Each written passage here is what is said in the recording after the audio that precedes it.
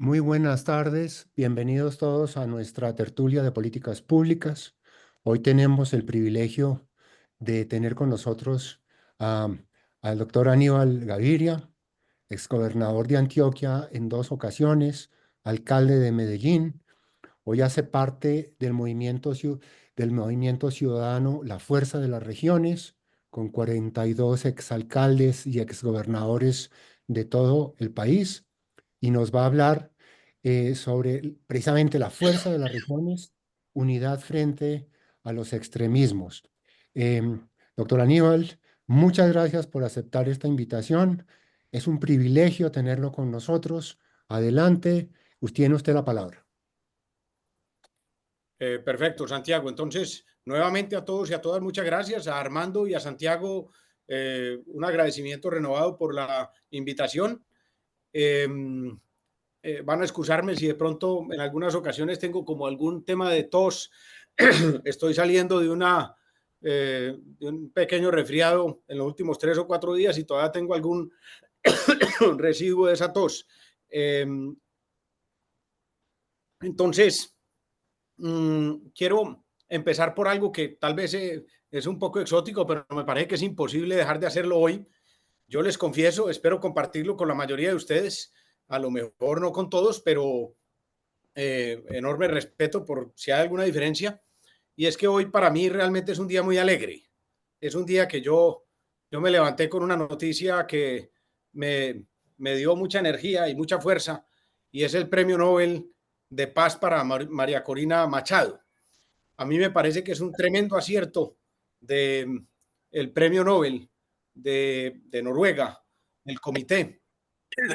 Eh, y, y creo que es una muy buena noticia para la democracia en el mundo, es una muy buena noticia para Venezuela, es una muy buena noticia para Colombia. Eh, Creo que no solo es un premio Nobel con dimensión país, sino con dimensión región y con dimensión global.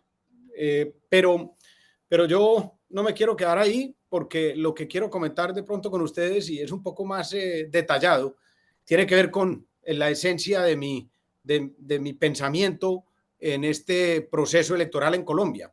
Y las reacciones me parecieron supremamente exóticas. Las reacciones tanto de la Casa Blanca como de Gustavo Petro. Eh, en la Casa Blanca se habló de que el comité había preferido la política sobre la paz, y Gustavo Petro pues hizo una mención ahí acerca de un premio Nobel entregado creo que en el 2004, y juntándolo con y llamando un poco supuestamente a María Corina a mantener eh, la paz en Venezuela, algo que, repito, me parece supremamente increíble. Entonces, eso me da pie para avanzar en el primer aspecto de mi intervención, que es el propósito de la unidad. Yo creo que es algo que a veces se vuelve un poco romántico, pero para mí es absolutamente trascendental. La unidad es el camino que necesita Colombia versus la división que se ha profundizado en los últimos años. Y por eso comienzo diciendo que desde la Fuerza de las Regiones nosotros estamos hablando de unidad, pero estamos siendo coherentes con la unidad. ¿Por qué? Porque esto es un ejercicio, como lo decía Santiago en la introducción, en, la que en el cual nos han acompañado más de 42, 43 exgobernadores y exalcaldes de ciudades capitales del periodo 2020-2023. Sin alargarme mucho, quiero hacer la referencia a, digamos, el origen, la semilla del nacimiento de la Fuerza de las Regiones. Fue en mayo del año 2023 en Río Negro, Antioquia. En esa ocasión, yo tuve la oportunidad y el privilegio de invitar a mis 32 o 31 compañeras gobernadores de ese periodo. Estábamos todavía es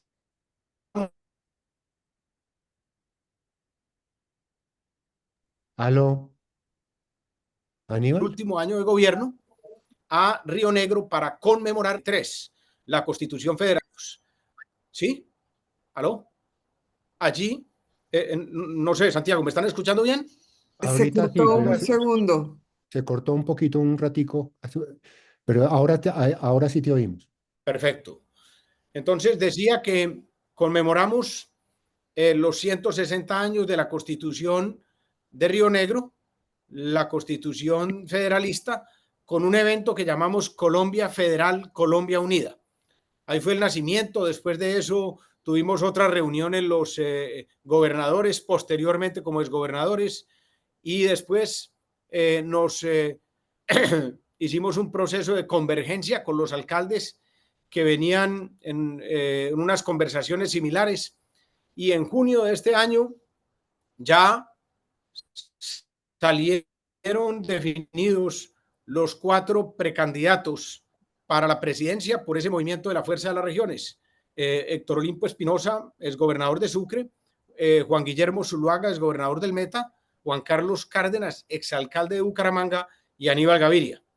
Entonces, de ese proceso, en junio, definidos los 4 precandidatos, a su vez nosotros internamente definimos que el 30 de noviembre de este año quedará un solo candidato mediante el ejercicio de una encuesta en todo el país. El candidato que entre los 4 tenga la mayor intención de voto quedará como candidato único de la Fuerza de las Regiones. Por eso es que nosotros decimos que frente al llamado de unidad que hace el país, nosotros sí estamos respondiendo con una real ejercicio de unidad, porque de 4 hemos definido que va a quedar uno, pero no nos quedamos ahí. Hemos dicho, hemos venido insistiendo a otros colegas.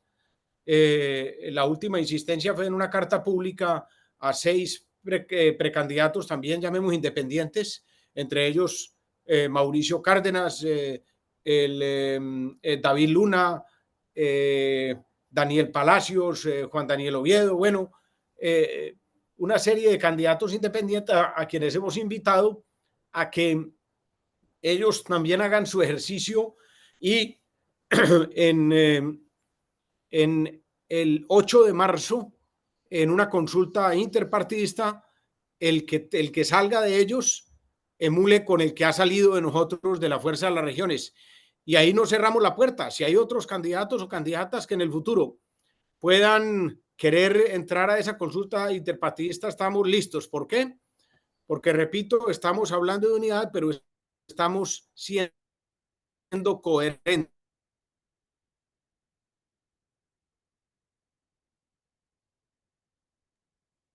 Aníbal, Aníbal, se cortó,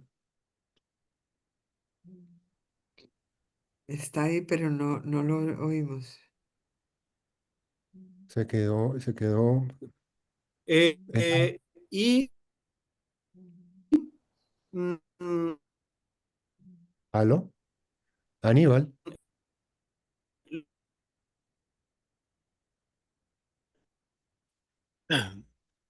Santiago, ¿será que cerramos los hemos dicho micrófonos? es que claramente con lo que sí no va a repetir, con quienes sí no vamos. no, Aló, aló. Es es que que se está yendo la Santiago, ¿ahí me están señal. Sonido, escuchando? Aníbal. Está se mal el está, sonido. se está cortando la señal. ¿Por qué Sí, no quitamos las imágenes? Pero sería él Voy, el que tiene débil la señal. No, el problema voy no a somos nosotros. trasladarme, Sí, creo voy que a sí. trasladarme para tratar de, porque aquí en la costa ese es el problema, y está cayendo una tempestad, y entonces no sé si de pronto eso produce.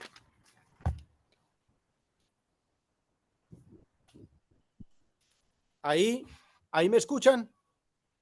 Sí, si apagamos las Correcto. pantallas, No, Santiago, no, los problemas no ese- somos los demás, es Aníbal, es la señal de Aníbal. Aníbal. pero ahí me están escuchando y viendo. Sí, Sí. señor. Bueno, vamos a ver, me trasladé a otra parte aquí para ver si la señal es mejor. Lo que pasa es que les reitero, yo estoy cerca de Sincelejo y aquí cuando cae una tempestad, y ayer fue una tempestad y hoy también, el problema de conectividad se hace complejo. Espero que, que podamos continuar. Ahí quiero verificar si me están escuchando y viendo bien. Sí, Correcto. muy bien. Muy bien, Adelante. esperemos que aquí se mantenga más estable. Entonces les decía que en, eh, que en ese proceso de unidad estamos abiertos a otras candidaturas, pero las que sí de ninguna manera aceptaremos serán las candidaturas o las opciones de los extremos. Ni la extrema izquierda, que representa la continuidad del actual gobierno, con la que no tenemos ninguna similitud ni ninguna confluencia, ni tampoco la extrema derecha. Con otros candidatos en el centro, en la centro derecha, en la centro izquierda, estamos listos a emular porque consideramos fundamental ese proceso de unidad para el país. Y en ese sentido, quiero reiterar que las elecciones del año 2026 las vemos nosotros simplemente. Es un proceso, por supuesto, muy complejo, con muchas dificultades, pero se reduce en el final a la escogencia de los colombianos entre si seguimos por el camino de la división, si seguimos por el camino de sembrar odios y sembrar polarización, que es por el camino que nos ha llevado el actual gobierno y por el que creemos nos llevaría a cualquiera de los extremos, o la extrema derecha o la extrema izquierda, o vamos a tomar un camino de unidad. Ese será, sin ningún lugar a dudas, la disyuntiva que los colombianos tenemos que escoger en el año 2026. El segundo punto que quiero tratar ya más concretamente es el tema relativo a lo que consideramos y considero una de las problemáticas más complejas del país en la actualidad y en el próximo futuro, que es la seguridad. Cuando fui gobernador de Antioquia, empezando el gobierno del actual presidente, fui supremamente crítico con la paz total. Consideraba desde el principio que era un proceso supremamente débil, con muchos vacíos, muy mal diseñado, muy mal ejecutado. No tenía ni siquiera los recursos económicos, ni los recursos logísticos, ni humanos necesarios para un propósito de esa envergadura. Y desafortunadamente, igual que muchos otros, nuestras críticas fueron acertadas. Ese proceso lo único que ha hecho es permitir el crecimiento de los grupos al margen de la ley. A mí me tocó sufrir en carne propia en la gobernación de Antioquia en ese año y medio paralelo con el actual gobierno ese impacto, pero eso ha seguido creciendo. El enriquecimiento a través de el tráfico de drogas, pero también a través de la minería ilegal, a través de la extorsión, del secuestro de esos grupos ha sido inusitado, y hoy el país no tiene la dimensión de la gravedad en la totalidad de ese problema, porque como no se están enfrentando con la debida fuerza a esos grupos criminales, no se nota la capacidad que han adquirido, pero cuando el próximo gobierno, sea cual sea, tenga que enfrentarlos, vamos a sufrir los efectos de lo que ha sucedido por el fracaso de la paz total. Entonces, sin ningún lugar a dudas, la seguridad tiene que ser una tremenda prioridad del próximo gobierno, y lo será del mío. Pero yo siempre he tenido claro que no me dejo desviar en la disyuntiva que algunos quieren plantear entre si es la paz, si es una seguridad de derecha o una seguridad de izquierda. No, para mí esa disyuntiva se resuelve a través de una convicción, y es que la seguridad es la primera inversión social. la seguridad, la inseguridad a quienes más golpea y a quienes más duro golpea es a los más vulnerables. Entonces, no hay para mí esa necesidad de ir a un lado o al otro, sino desde esa convicción, que es la misma que he puesto en práctica en mis gobiernos en Antioquia y en Medellín, darle la primera prioridad a la recuperación de la seguridad. Y el otro aspecto sobre el que asiento esa contundencia en la prioridad que voy a tener como presidente y como gobierno es el hecho de que sin seguridad los demás bienes desaparecen, pero no lo digo en forma metafórica. Para eso me asiento precisamente también en mi experiencia dolorosa en los gobiernos de Antioquia y Medellín y sobre todo referencio la última. En Antioquia, cuando tuvimos que enfrentar un paro armado decretado por el Clan del Golfo, y tengo que decir esas palabras porque así es como se presenta, supuestamente como un paro armado decretado por este grupo criminal. Ellos tuvieron la capacidad de paralizar completamente todo el Bajo Cauca antioqueño y todo el nordeste antioqueño. Cuando hablo de paralizar, es total. Nunca había tenido yo que enfrentar una situación de esa dimensión, ni llamémoslo así con los paros armados de las FARC en el pasado, ni con los paros armados del ELN. Esto era una parálisis total. La capacidad de intimidación y de amenaza de este grupo es inmensa en esos territorios y se ha extendido por buena parte de Antioquia y del país. Y la gente no podía salir de sus casas, ni siquiera los ciudadanos, pero tampoco ni los funcionarios públicos, ni la misma fuerza pública. Era algo verdaderamente desastroso, agobiante, pero el ejemplo más concreto de cómo desaparece todo cuando desaparece la seguridad fue el de una materna que llevaban en una ambulancia. Esta materna salió del municipio del Bagre en una ambulancia hacia el municipio de Caucasia, porque en Caucasia está el hospital de tercer nivel de más capacidad de toda la subregión. Pues bueno, estos bandidos detuvieron la ambulancia, sacaron de la ambulancia a la materna y quemaron la ambulancia. Desaparece la salud, desaparecen los hospitales, desaparece el Estado, desaparece el trabajo cuando no hay seguridad.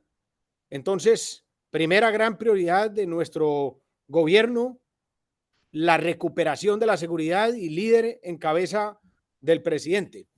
El segundo frente, que es indudable, que no se puede dejar de mencionar por nuestro origen y nuestra propuesta al país, es el de la descentralización y la autonomía. Nosotros estamos convencidos de que el centralismo en Colombia ya se agotó. Llevamos más de 100 años de centralismo y eso ha dado unos resultados, no faltaba más. Por eso yo hablo de agotamiento, no hablo de que no ha servido. Eso ha dado unos resultados importantes. Colombia ha avanzado contra lo que muchos quieren negar. Y para eso, pues ustedes tienen más información y más ejemplos que yo, pero yo solo pondría uno que a mí siempre me ha parecido supremamente contundente y es el aumento de la esperanza de vida en Colombia. En la década de los 30 la esperanza de vida era de 35 años, hoy es de 78 años, es decir, un aumento más del doble.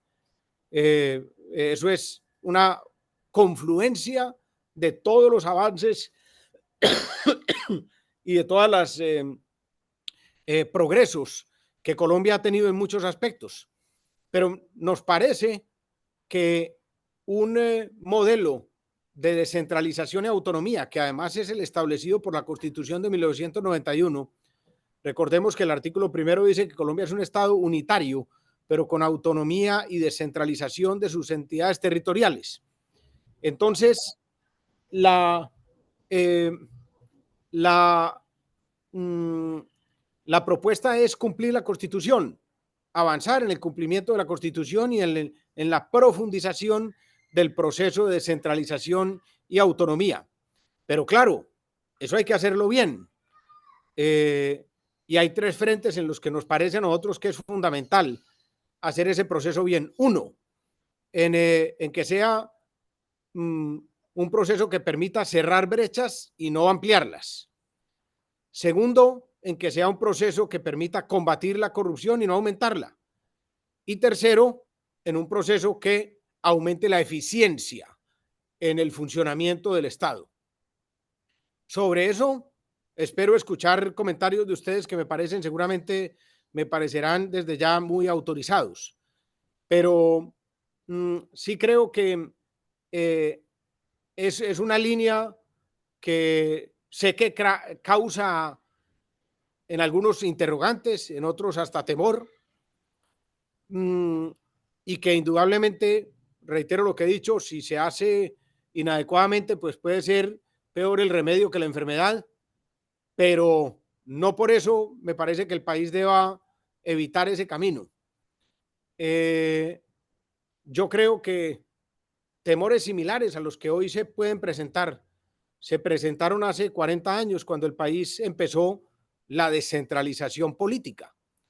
Recordemos muy bien, y ustedes lo saben mejor que yo, que en esa época el presidente designaba a dedo a los 32 gobernadores y que a su vez los gobernadores y también a los alcaldes de las ciudades capitales y que a su vez los gobernadores designaban a los alcaldes, con lo cual el poder del presidente era nominador sobre todos, porque gobernador que no le funcionara al presidente, pues simplemente el presidente lo cambiaba.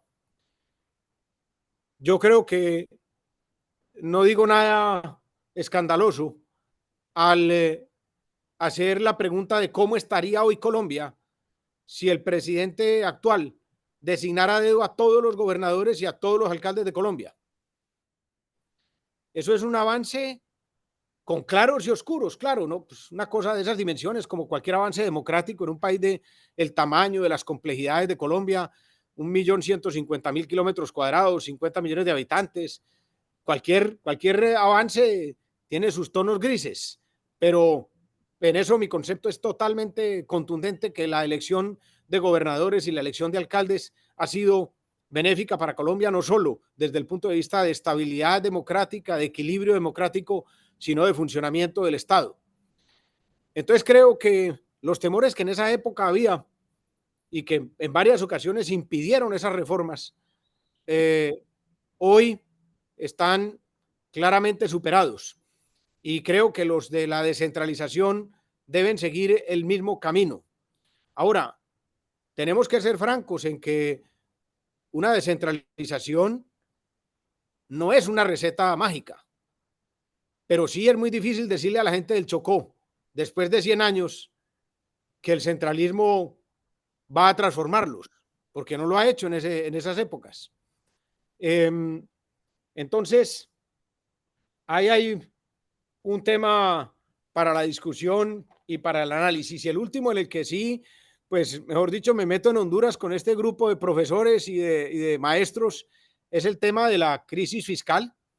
Es indudable que ese será otro gran reto para el presidente y para el país en su conjunto.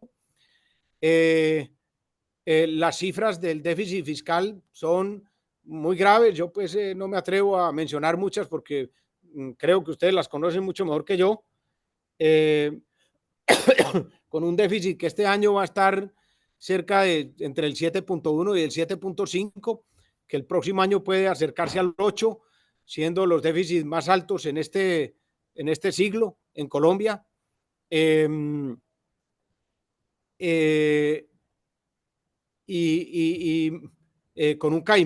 una caída tremenda de la inversión que permite desafortunadamente avisorar una disminución de crecimiento económico frente a los presupuestados en los próximos años, una amenaza sobre la regla fiscal, una reforma tributaria que encubierta de ley de financiamiento que yo creo que no tiene ningún futuro, pero de todas maneras ahí está. Son todos pues elementos supremamente complejos que tendrá que enfrentar el gobierno, y por eso me parece nuevamente que la unidad será necesaria y será absolutamente importante para afrontar dificultades de la dimensión de la seguridad, dificultades de la dimensión de la desigualdad, de la crisis fiscal, del futuro crecimiento económico.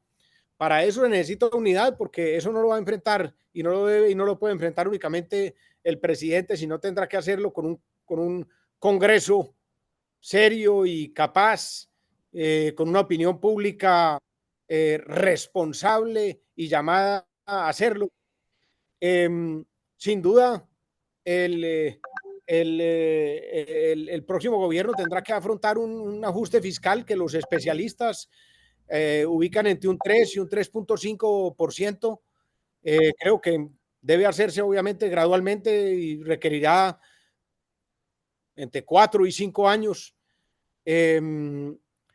Y debe pasar, para terminar, claramente por una disminución de gasto del Estado y muy especialmente el gasto de funcionamiento, que se ha visto completamente incrementado en forma increíble en los últimos años de este gobierno. Y creo que aunque puede que no sea algo muy taquillero desde el punto de vista de la opinión pública, habrá que enfrentar una reforma tributaria, pero una verdadera reforma tributaria con aspectos, digamos, de coyuntura y aspectos de estructura, y aspectos de coyuntura que favorezcan la disminución del gasto público y aspectos de estructura que aumenten o permitan aumentar la inversión, el clima de confianza, la disminución de las tasas de interés y del costo del capital, para poder también aclimatar tasas de crecimiento más altas en el futuro. Sin tasas de crecimiento por encima del 5%, va a ser difícil que Colombia combata el que para mí es el reto más grande, siempre ha sido, que es la pobreza y la desigualdad, sobre todo la desigualdad. Entonces, dejo por ahí, porque estamos ya llegando a la media hora, para escuchar comentarios, inquietudes, críticas, abierto completamente, porque repito, me interesa muchísimo el conocimiento, la experiencia de ustedes, varios exministros de Hacienda. Vale decir, y seguramente ustedes tendrán formas de corregirme viendo las estadísticas, que Colombia en los últimos 6 gobiernos, son las estadísticas que tengo, pero si uno se va para atrás seguramente tendremos estadísticas similares. En los últimos 6 gobiernos, que son los 2 de Uribe, los 2 de Santos, el gobierno de Duque y el de Petro, solo ha habido un gobierno en el que Colombia está creciendo por debajo de América Latina, que es en el de Petro. En los anteriores gobiernos, el crecimiento en los 4 años de gobierno de Colombia ha sido por encima de América Latina, y eso está mostrando un desempeño serio de la economía colombiana. Ahora, la estabilidad de Colombia no es de estos últimos 10, 20 años. La estabilidad de Colombia es de más de un siglo. Lo veía y lo corroboraba yo en unas cifras de Fedesarrollo que deben conocer ustedes muy bien, que somos el país con apenas 4 años de crecimientos negativos en los últimos más de 100 años, pero indudablemente, aun cuando hemos tenido esa estabilidad, sí tenemos que buscar aumentar el promedio de crecimiento, que ha estado alrededor del 3, 3.5, y aumentar ese promedio a tasas ojalá del 5, 6, 7%, que nos permitan esos ataques a los problemas estructurales colombianos. Entonces, Santiago, muchas gracias y quedo atento a los comentarios. Perfecto, no, muchas gracias, Aníbal. Muy clara la exposición, unos puntos muy precisos, y muy interesantes. Tenemos 3 manos levantadas, si a ti te parece, le damos la palabra a los 3 primeros y luego tú tomas nota y respondes a las 3 primeras inquietudes y comentarios. ¿Te parece? Sí, perdóname, Santiago, un momentico. Voy a pararme un segundo por un vaso de agua porque, como les digo, la garganta la tengo afectada. Un segundo y ya vuelvo. Claro que sí.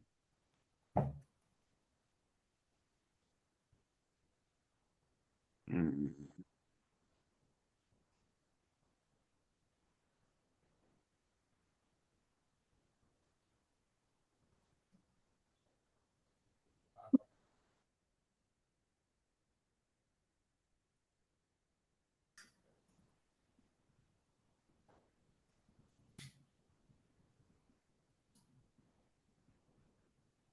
Santiago, te pido la palabra porque no encuentro la palabra después de los próximos porque no encuentro dónde hacerla con la manita.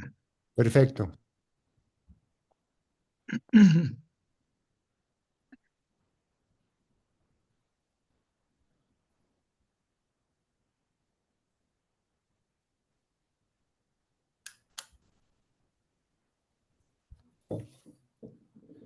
Perfecto, adelante, Santiago, adelante. Muy bien. Tato Cano. Gracias, Santiago.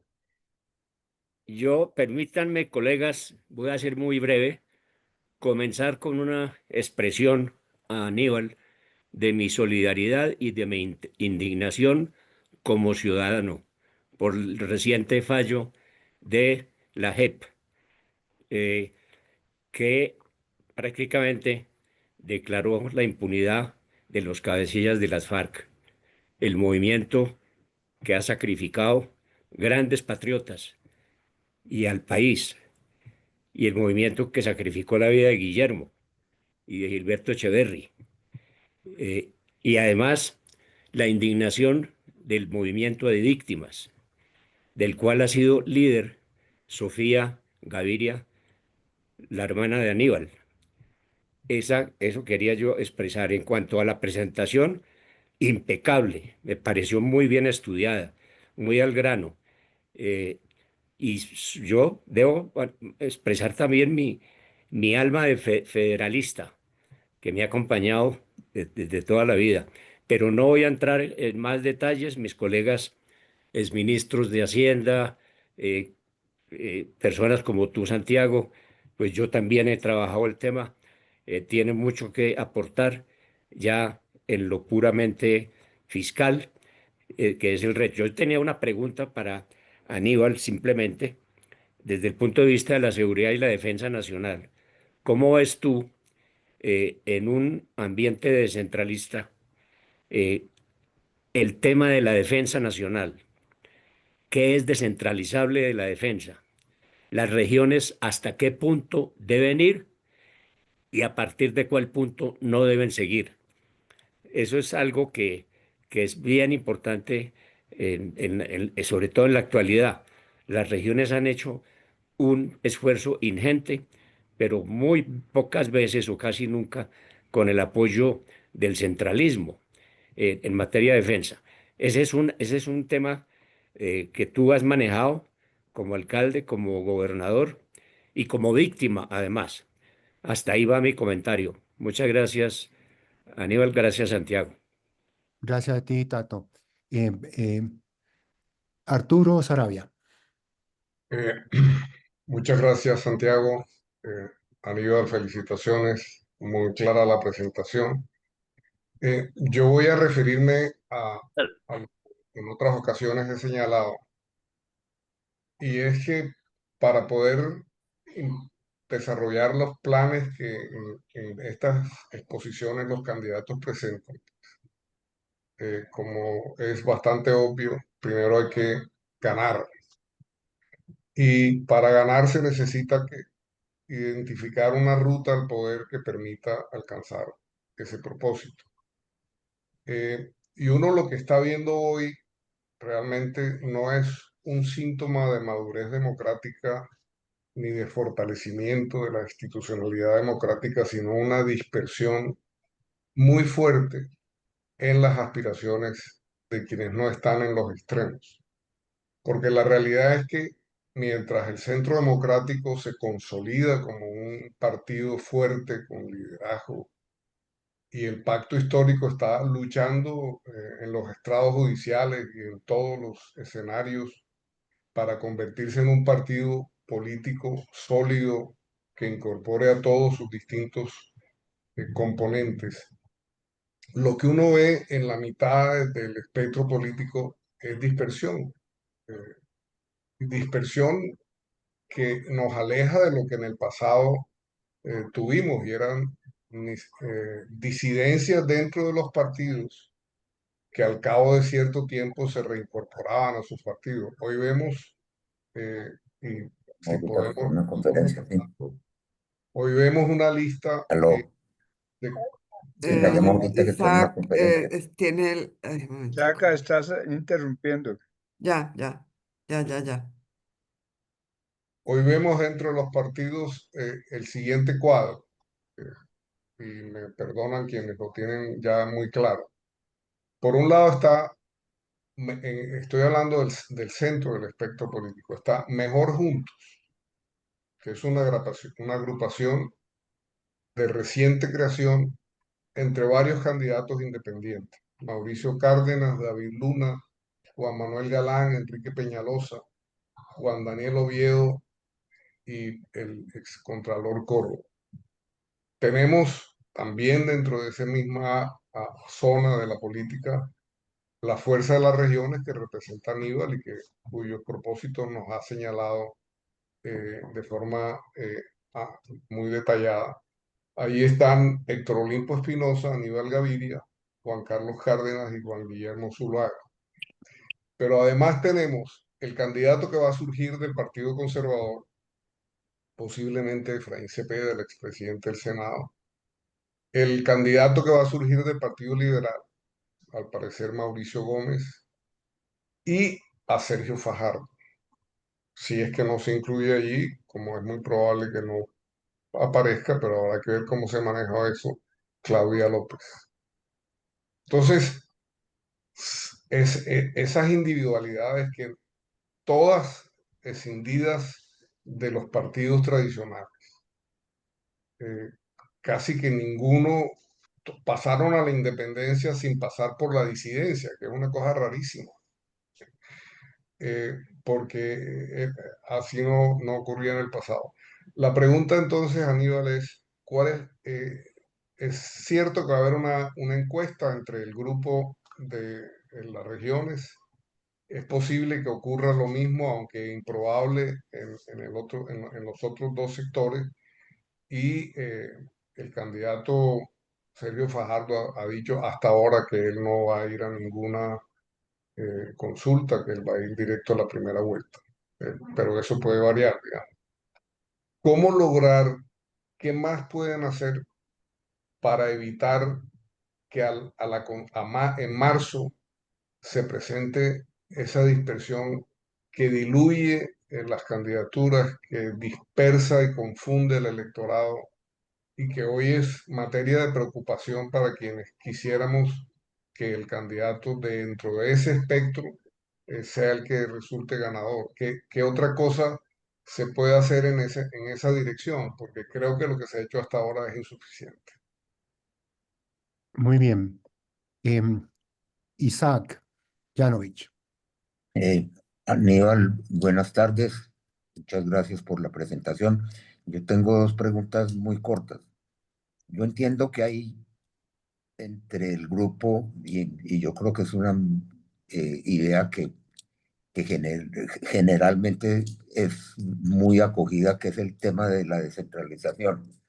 Tengo una preocupación en ese esquema, y es que yo creo que en Colombia, desafortunadamente, una parte muy significativa de las regiones no pareciera estar preparada para adelantar los proyectos que se derivarían de la descentralización. Yo creo que hay ejemplos muy concretos como La Guajira, Arauca, pues que han desperdiciado de muchas maneras los grandes ingresos que han tenido por regalías especialmente.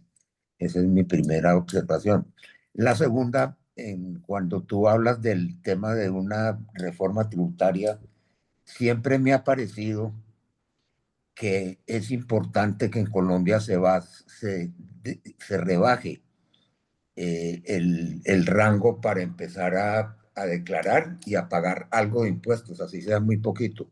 Yo siento, y lo digo un poco por experiencias personales, que las personas que no contribuyen al sistema fiscal no tienen ni mayor interés por lo que está sucediendo en el país.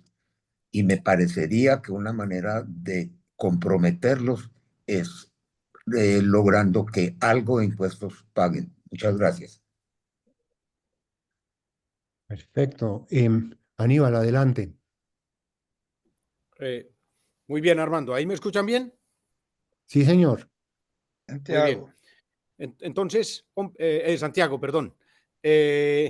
A ver, hombre, Carlos Gustavo, muchas gracias. Coincido contigo. El tema del fallo de la JEP es verdaderamente desproporcionado, aberrante, 21.000 crímenes, y decir que estos señores van a pintar escuelas y van a sembrar árboles es muy grave para las víctimas, es muy grave para el país, es muy grave para la historia, es muy grave para la justicia. Pero hay una cosa más grave todavía, Carlos Gustavo, en mi concepto, y es precedente. Es el precedente que se sienta para otros fallos de la JEP futuros y para otros probables acuerdos, en mi caso no de paz, porque ahí debo aprovechar el comentario de Carlos Gustavo para decir algo, y es que yo creo que la lucha armada en Colombia ya perdió total vigencia, porque la elección de Gustavo Petro le demostró al mundo entero, y sobre todo a quienes se habían alzado en armas contra el Estado colombiano, que sí se podía llegar por los votos al poder, que era supuestamente la razón para alzarse en armas. Entonces, no hay razón ya para alzarse en armas. No, eso está completamente acabado por sustracción de materia. Por eso yo renuevo lo que decía al principio, en el sentido de que mi prioridad será la seguridad frente a estos grupos criminales que ya solo tienen un objetivo, que intentan o buscan maquillar con el tema político, pero que está completamente superado. Y por eso hablaba Carlos Gustavo de que el precedente es gravísimo, porque yo creo que en un futuro, y por lo menos en mi gobierno, sí podría haber políticas y estrategias de sometimiento, no diálogos de paz, pero sí políticas y estrategias de sometimiento de estos grupos ilegales. Pero este tipo de fallos no contribuyen para nada. Y por eso paso al tema de seguridad que mencionas. Yo creo que puede que haya otros que tengan otra posición dentro de la Fuerza de las Regiones. Pues obviamente nosotros somos un grupo unificado, pero con tesis o algunos puntos distintos. Yo en eso sí soy muy claro. Es que descentralización y autonomía no quiere decir por ningún motivo descentralizar y tomar el mismo camino en todo. No. En tema de seguridad, el presidente y el gobierno nacional tiene que ser la cabeza y tiene que ser el líder y tiene que ser quien defina la estrategia de seguridad y quien le muestre al país, eso sí, convocando a los gobernadores, convocando a los alcaldes y a las demás fuerzas vivas. Entonces, la dirección por parte del gobierno nacional en ese aspecto. Yo el tema de autonomía lo refiero a un dicho popular: zapatero a tus zapatos. Lo que cada nivel de gobierno hace mejor que lo haga, y el otro que no inmiscuya allí. Entonces, en seguridad tiene que ser nacional. Y con eso pongo un ejemplo. Sería absolutamente desastroso cualquier cosa parecida, y he escuchado a algunos hablar de eso y estoy total desacuerdo, y eso creo que le presta flaco servicio al tema de descentralización y autonomía, que se deberían hacer policías municipales o ese tipo de cosas. No, horrible, eso es gravísimo y eso es peligrosísimo. Ahí tenemos el ejemplo de México.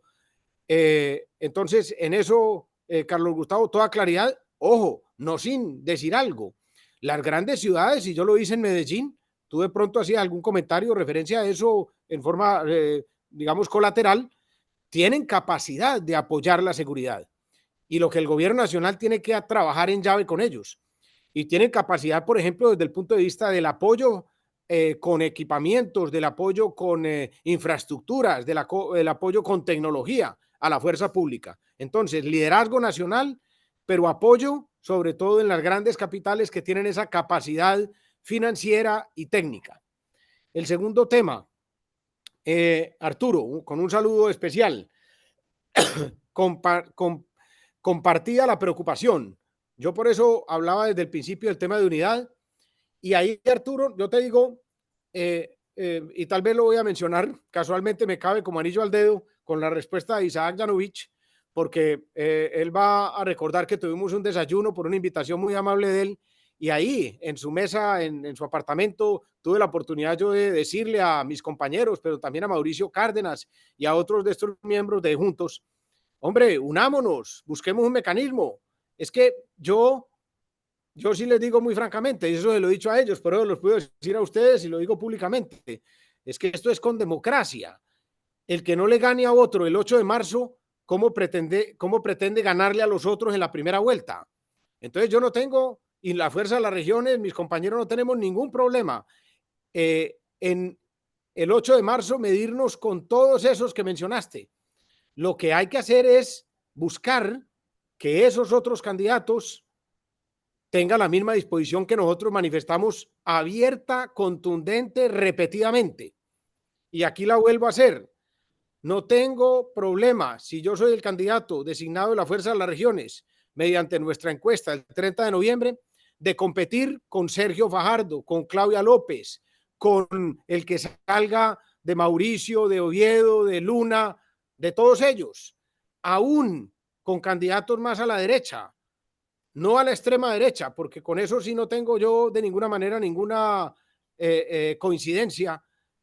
No, como lo he dicho repetidamente y lo vuelvo a decir para que haya suficiente claridad, con ninguna extrema me entiendo ni tengo coincidencias, pero con centro derecha, con centro izquierda, con centro.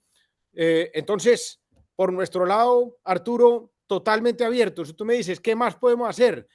Yo creo que enviarle este mensaje a estos candidatos, todos muy buenos, muy serios.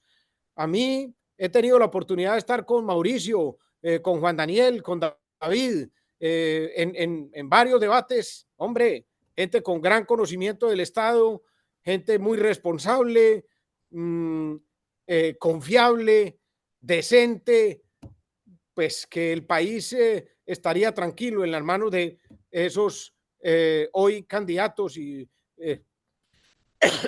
mañana futuros gobernantes, si así lo decía el pueblo colombiano. Entonces, reiterativo y repetitivo, nosotros listos.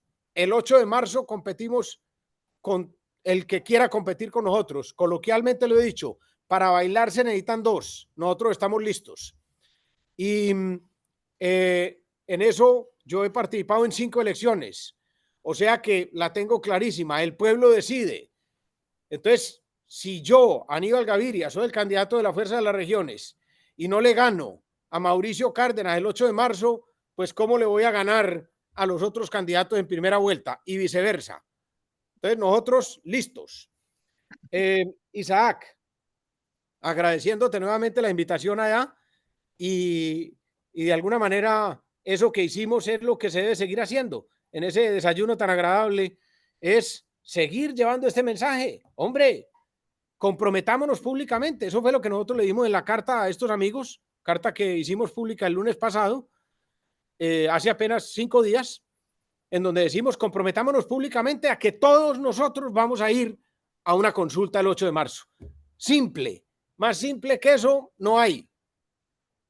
Y eso le da confianza a la opinión pública, eso te daría confianza a vos, le daría confianza a mucha gente. Ya hay un camino, ya hay un horizonte. Isaac,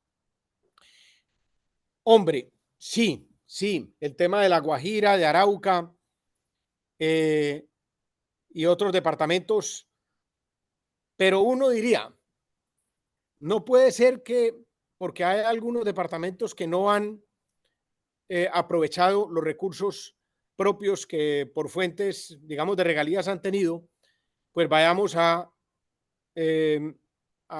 evitar un proceso para los otros departamentos de Colombia. Primer punto. El segundo es que el proceso de descentralización y autonomía que nosotros proponemos, y cuando digo hay que hacerlo bien, hay que recibir comentarios, sugerencias, propuestas de quienes lo han estudiado, quienes como ustedes lo conocen, saben, otros también. Es un proceso que tiene que hacerse gradualmente. Entonces, gradualmente, ¿qué quiere decir? El Estado colombiano, en mi concepto, debe empezar a dar más autonomía en unos territorios que sí han demostrado la capacidad de manejar esa autonomía, para que además el Estado se concentre en los otros, ojo, con un foco que es construir autonomía, porque lo que tampoco hemos hecho bien en esos territorios no lo han hecho bien, pero lo que tampoco hemos hecho bien desde el Estado es enfocarnos no en asistirlos, sino en construir autonomía. Y creo que si el Estado se desprende de esa responsabilidad en territorios que sí son capaces y han demostrado, pues puede concentrarse en estos otros. Pero de todas maneras, el tema de la autonomía y de la descentralización, como nosotros lo vemos, Isaac, no es lineal, ni es tabla rasa, sino que es gradual y tiene que ser con segmentación. Y el tema de la reforma tributaria, hombre, por eso digo que es importante la retroalimentación de ustedes. Yo no aspiro a contestar a todo con que ya tengo la respuesta, ni en este conversatorio, ni en ninguno. Seguramente yo me haré acompañar, como lo he hecho en todos mis gobiernos, en Antioquia, en Medellín, de buenos equipos, y entre ellos un excelente ministro de Hacienda, sabedor, conocedor, técnico. Yo sí tengo dentro de mi ruta en la reforma tributaria disminuir, por ejemplo, el impuesto de renta, muy posiblemente analizar la eliminación del impuesto al patrimonio, pero esta ampliación de la base que me expresas, te digo que la hemos discutido en los equipos programáticos, pero no tenemos un camino definido. Si lo hacemos, porque puede ser también un tema complejo desde el punto de vista social y algo desde el punto de vista técnico, pero me parece muy interesante tu posición y te agradecería lo mismo que a otros miembros del equipo, si me hacen llegar a través de Armando o a través de Santiago alguna sugerencia en este punto o en otros específicos de la reforma, bienvenida. Como te digo, no es un tema que tenemos chuleado. Lo que sí tenemos chuleado dentro de nuestra propuesta es la disminución de el impuesto de renta de un 35% aproximadamente a un 32%, si somos capaces a un 30%, eso es parte del análisis, pero la ampliación de la base que tú propones la hemos discutido, no chuleado, y sigue la discusión.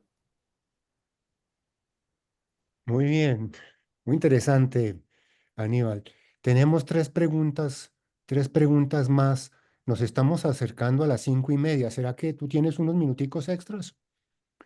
Sí, Santiago, con el mayor gusto, porque realmente, como lo decía, esta es la parte que tal vez a mí también me interesa más, entonces, listos. Bueno, primero Rudy, que me pidió la palabra por el interno. Rudy, adelante. Gracias. Buenas tardes, Aníbal. Me parece muy interesante todo lo que he oído. Yo te confieso que estaba muy angustiado porque no veía quién iba a asumir un liderazgo en el centro, ¿no? Y están dejando de coger mucha ventaja a la izquierda y a la derecha. Y parece que ustedes tienen algo que a mí me parece atractivo. También coincido en la prioridad de principiar por la seguridad. Tengo un problema con la parte de la descentralización. Yo creo que hay que hacerla, y hay que hacerla, como usted dice, en forma gradual. Nosotros nos la inventamos y nos salió más o menos mal y contribuyó a aumentar la corrupción. Yo creo que para poder hacer descentralización tenemos que abandonar el clientelismo, ¿no? Y eso va a ser algo muy difícil para muchos políticos, y yo no sé usted qué opina. Y me gustaría saber, para saber cómo contar con usted. Lo otro es que la descentralización va a requerir integración de territorios. Me parece interesante lo que dice, dejemos a unos atrás y les vamos dando Estado central. Entonces habría que permitir un Estado central que se inmiscuyera en las administraciones regionales para dar ese tipo de... Y me parece que el modelo francés daría, allá tienen inspectores financieros que van a las regiones y enseñan cómo se maneja un Estado o un municipio, etcétera. Y hay modelos que copiar. Pero me parece que es esencial ver si podemos juntar territorios. Uno sería el Chocó con Antioquia, ¿no? Creo que en ambos lados estarían muy asustados en el Chocó y muy contentos en Antioquia. Eh, pero esa sería una forma de respuesta. La otra es que el Valle del Cauca se hiciera parte de su región pacífica de Cauca y de Nariño. Nariño se ofendería, no se ofendería, dice Santiago. Bucaramanga podría integrarse con el Santander del Norte y ojalá Arauca, cosas de ese estilo. Eso lo deberíamos estudiar en serio. Respecto a la propuesta de Isaac, a mí me llama la atención también ampliar la base tributaria hacia abajo. Tiene problemas de eficiencia más que todo, pero de golpe vale la pena tolerar esos costos para incorporar a esa gente a la economía y a la responsabilidad.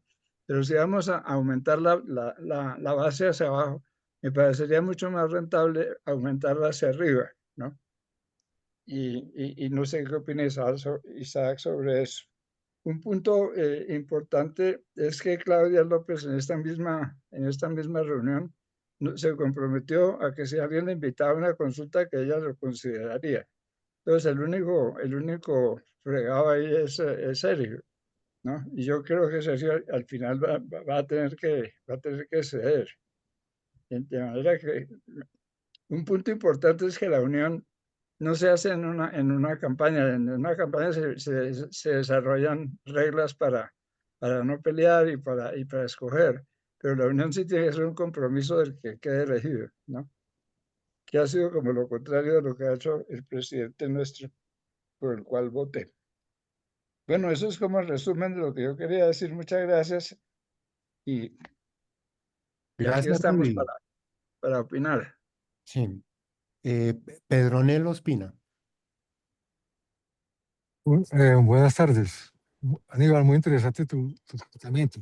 Quisiera señalar que ya hay un derrotero con la reforma constitucional que pasó de descentralización en este gobierno, que desafortunadamente pues solamente se ocupó de decir cuánto se gastaba, pero no cómo se hacía ni cuándo.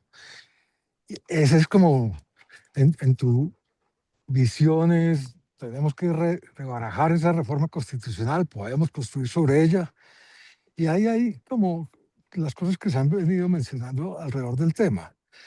Y ahí sí, hay una gradualidad, pero por ejemplo, hay temas que uno no puede pasar el 2% de educación ni el 5% de algunos pagos. Eso tiene que ser transferencias claras, conscientes, entendiendo el punto que hay regiones que no estarán, no alcanzan a tener como la estructura para poderlo hacer. Pero el punto sería sobre cómo proceder con esta reforma constitucional que ya está.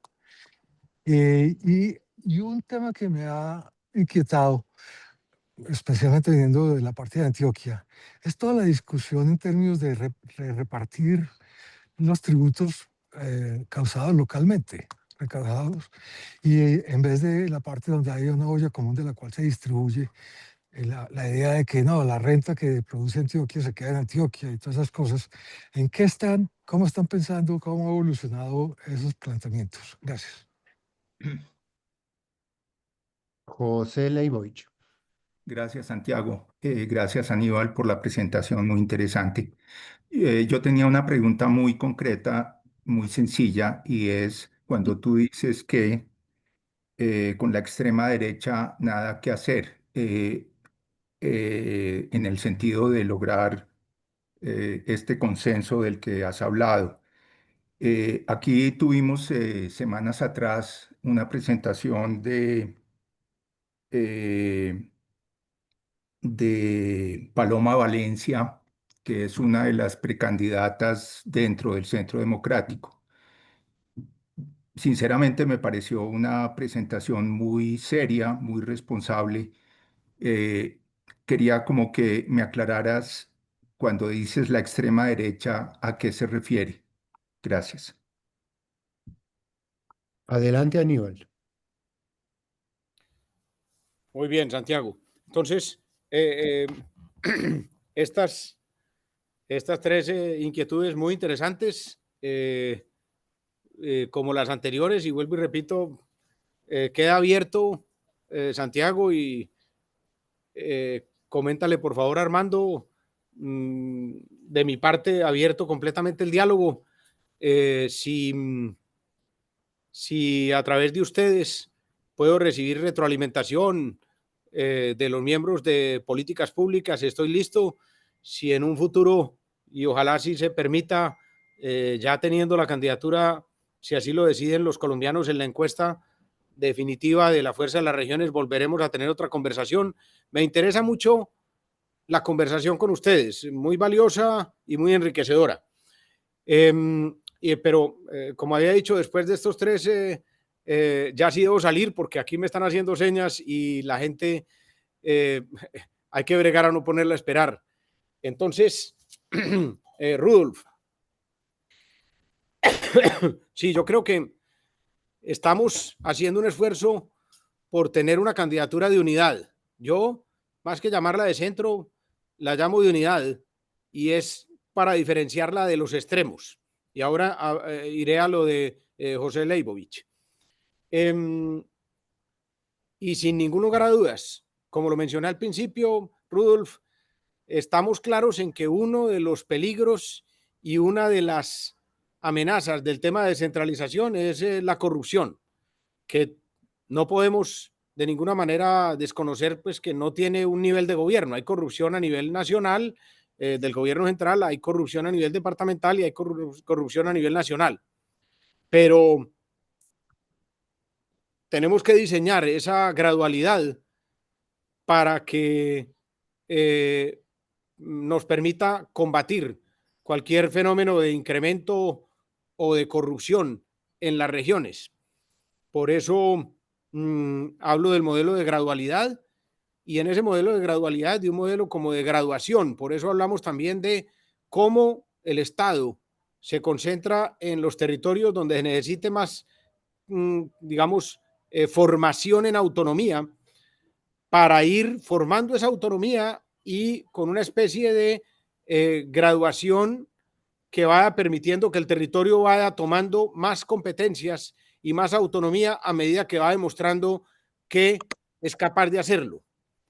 El tema de la unidad de territorios está en la Constitución. Ya la costa Caribe está trabajando ese tema. Van a ir, de pronto Arturo lo sabe muy bien, eso se ha trabajado mucho en la costa Caribe y creo que han tenido un liderazgo en las regiones, entidades territoriales, la red, que están conformadas en la Constitución. Están, y el país no ha avanzado en esa dirección, y allí se podrían establecer esos, digamos, alianzas territoriales. Mencionas lo de Claudia López, no sabía que había estado en este ejercicio con ustedes.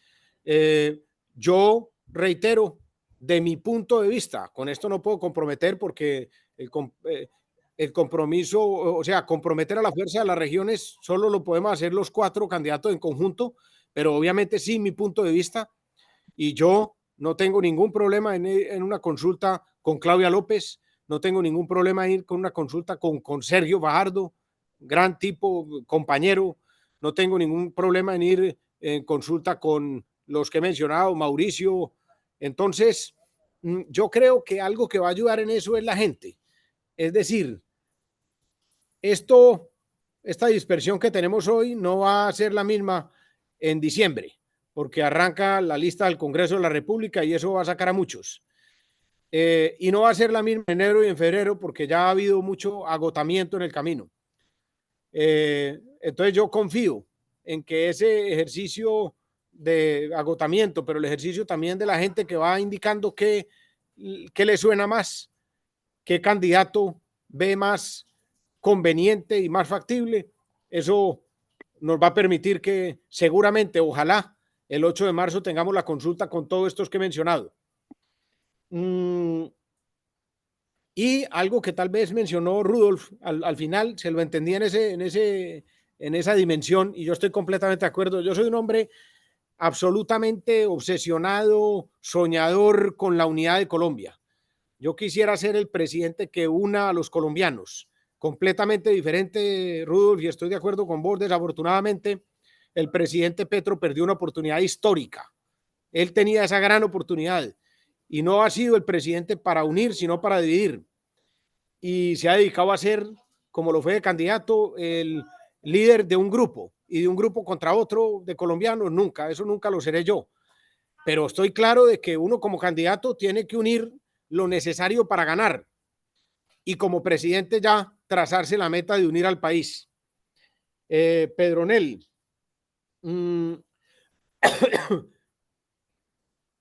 la reforma, el acto legislativo del año pasado, que pasó el SGP de más o menos un 21, 22 a un 36, si mal no estoy, yo creo que es un avance, pero como lo dices, es un avance que está completamente limitado y quedó limitado. Ahora, tengo que hacer una observación, porque a Dios lo que es de Dios, al César lo que es del César. Hay gente que dice que es un proyecto de ley del gobierno. No, ese proyecto de ley fue radicado e impulsado por 12 senadores que lo radicaron, si mal no estoy, en enero, febrero del año 2024. Y cuando llegó el ministro Cristo, que reconozco que es un hombre que le ha trabajado la autonomía y tiene en eso una convicción, pero la realidad es que se montó en un barco que ya iba con la vela desplegada, porque llevaba 4 o 5 de los 8 debates necesarios. Y entonces lo que ahí hubo, hay que reconocerlo, fue una decisión del Congreso en impulsarlo y en aprobarlo, lo que no había hecho el Congreso en 2, 3, 4 décadas anteriores. O sea que el tema de la descentralización y la autonomía está ganando cada vez más espacio. Entonces, ¿qué es lo que falta ahora, Pedronel? La ley de competencias, que por lo que yo conozco, y además leí un artículo del doctor Jorge Iván González, un profesor y académico bastante reconocido, que conocen ustedes muy bien, fue director de planeación del presidente Petro en el inicio de su gobierno, un artículo muy crítico, diciendo que la ley de competencias presentada por el gobierno, así lo dijo él textualmente, no era mala, sino pésima. Y yo desafortunadamente creo que es así. Entonces, no creo que esa ley de competencias pase. Eso va a presentar un problema porque creo que el acto legislativo tiene una especie de límite con la ley, pero eso irá a un tema de análisis jurídico constitucional. Pero creo que ese tema no va a pasar, esa ley de competencia en el Congreso, y ojalá pueda ser una ley con la que arranquemos el debate en nuestro gobierno, porque nosotros sí la vamos a hacer tan completa como se requiere, porque obviamente ahí está el quid del asunto, porque el problema es que si usted no hace bien el traslado de competencias, pues se borra totalmente el avance que se pudo haber tenido al pasar el SGP del 22 al 36, y además puede hacerle un daño verdaderamente fiscal al país. O puede hacer un desequilibrio en las regiones, dependiendo de si las competencias que pasan son más que los recursos y así viceversa. Entonces, foco, la ley de competencias para que este proceso de descentralización sea equilibrado y sea conveniente y sea eficiente. Y José, mire, se lo digo con toda franqueza, porque yo a esta altura del partido y en este momento del país, uno puede andar con rodeos. Cuando yo hablo de extrema izquierda, hablo de cualquier candidato que represente la continuidad del actual gobierno, cualquiera. Y cuando hablo de extrema derecha, hablo de Abelardo de la Espriella. A mí me parece que la doctora Paloma Valencia no es, para mí, extrema derecha. Me parece que el doctor Álvaro Uribe no es extrema derecha. Yo goberné con Álvaro Uribe, goberné con Santos, goberné con Duque y goberné con Petro. Entonces los conozco bien a los cuatro. Entonces, en ese orden de ideas, pues depende de lo que vaya avanzando en esas orillas, pero por mi parte, listo a competir y a emular en democracia con esas otras alternativas. Nuevamente, pues Santiago y a toda la gente de políticas públicas, hombre, un gusto para mí, de verdad, escuchar a viejas amigas, voces que le han dado mucho a este país, ver otra vez caras que hacía mucho rato no veía. Un gran abrazo, me he sentido muy, muy cómodo en este día alegre para Colombia, para Venezuela, para la democracia, para el mundo. Un abrazo a todos. Muchas gracias. Aníbal, un abrazo Gracias. para ti. Muchísimas gracias otra vez por habernos acompañado. Fue un privilegio tenerte con nosotros. Mucha suerte en lo que viene por delante y esperamos volverte a tener aquí entre nosotros. Quiero pedir un aplauso para Aníbal, para despedirlo y para desearle mucha suerte en lo que viene. Suerte. Gracias, Aníbal.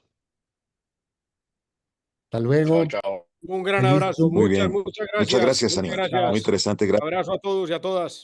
Hasta luego, feliz fin de semana. Feliz fin de semana a todos. Felicitaciones. Gracias.